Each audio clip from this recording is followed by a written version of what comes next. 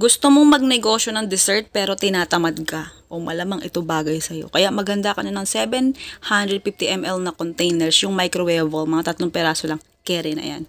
Yan, next nyan, maglagay ka ng 24 grams ng mango jelly powder sa saucepan. O kahit ano luto ang meron ka dyan, basta yung maluluto, oo. Yan, tapos 4 na kutsara ng harina.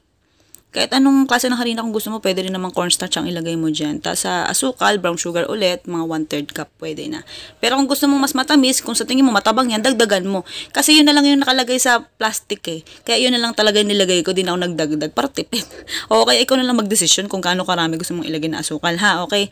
Ayan, yung tubig na nilagay ko, mga 800 ml yan. Ang katumbas niyan, 4 na cups. Tapos yung pinapakita ko sa inyo, yung sandok na silicone utensils natin na heat resistant, ay, syempre alam niyo na, sa live selling natin galang yan. Tapos naglagay ako ng all-purpose cream na 250 ml. O nung nalusaw na yung dry ingredients natin, at saka mo lang ilalagay. Tapos pwede mo lang sindihan agad yung kalan pagkalagay ng cream. Ayan, baka may magtanong, bakit ganyan yung cream mo? Buo-buo. Eh, ganun talaga. Oo, pagkagaling sa rep, mga madam. Kapag ang all-purpose cream kasi nilagay mo sa rep, tas pag kinuha mo mga ilang oras, mamumuo na siya agad. Ganyan dapat gawin mo pagka gusto mong gumawa ng homemade na ice cream. Ha? Tapos gamit ka ng electric mixer. Ganun.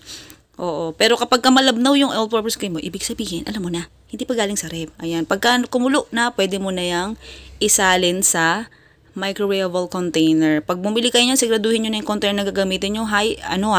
Microwavable para pwedeng salin ng mainit, ha. Tapos tansyahin mo na lang yung paghati sa 3 servings. Pwede kang gumamit ng 500 ml na container dito kung gusto mo mas maraming magawa. Okay? Tapos naglagay ako ng pang toppings dito nung namuo na siya. Nung namuo na yung gelatin natin, naglagay ako ng breadcrumbs. Yung literal na ginagamit na pang coating sa mga pandesal. Oo, yun yung nilagay ko. Kasi wala akong Graham Crush. Pero kung meron kang Graham Crush, gusto mo mas matamis, mas malasa, yun ang ilagay mong toppings. Huwag yung breadcrumbs. Ayun ang ingay ng mga anak ko. Tapos spread mo lang yan hanggang sa matakpan yung ibabaw ng gelatin. Oo. Tapos yung isang toppings natin na nilagay ko rito, mga siyam lang na piraso ng cherry ang ilalagay natin, ha, pang toppings. Magkaroon man lang ba ng design yung ibabaw at hindi masyadong plain. Ang sarap pala ng cherry, no? Parang ngayon lang ako nakatikim nito. Yan, tapos naglagay ako ng konting yung syrup niya. Baka may magsabi, ano ba yan? Bakit mo sinama yung sabaw? May preservative yan. Eh di wow, di ba? Bakit yung cherry? Hindi ba na-absorb ng cherry yung preservative ng liquid? Siyempre na-absorb na. Huwag kang mga madam, kaya nga di agad nasisira pa di ba? Oo. Tapos takpan mo na yan. Takpan mo na yan, okay? Kuhain mo lang awin. Yan, pagka natakip mo, siyempre mas masarap yan kung ilalagay mo sa rep.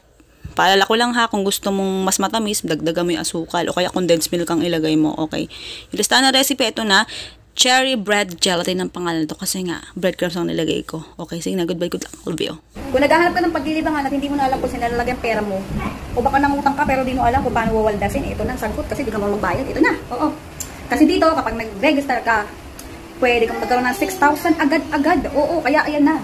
Panoorin mo ka dyan sa search bar, o i-copy and paste mo dyan yung link. Oo, tapos click mo yung go. Tapos click mo yung download internet. May makalagay dyan open, click mo yon.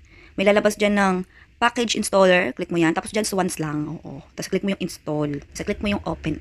I-click mo yung registration. Next steps niyan, pili ka dyan. Ako pinili ko by phone. Tapos click mo yung login. Type mo dyan yung number mo, ha. Ang ilalagay mo dyan, yung promo code ay foodiebar. Oo, huwag mo kakalimutan niya para magkaroon ka ng 6,000. Oo. Next dyan, piliin mo lang yung sport. Okay. Tapos click mo yung check sa baba, yung may green.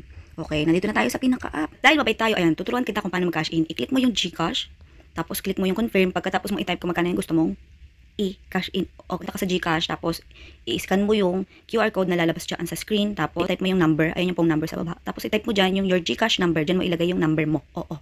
Tapos sa choose file, ilalagay mo dyan yung screenshot nung pag-send mo nung top up mo. Okay. Next, sa baba niyan, i-type mo naman yung reference number. Nakalagay yun sa GCash dun sa pinag-send mo. Okay.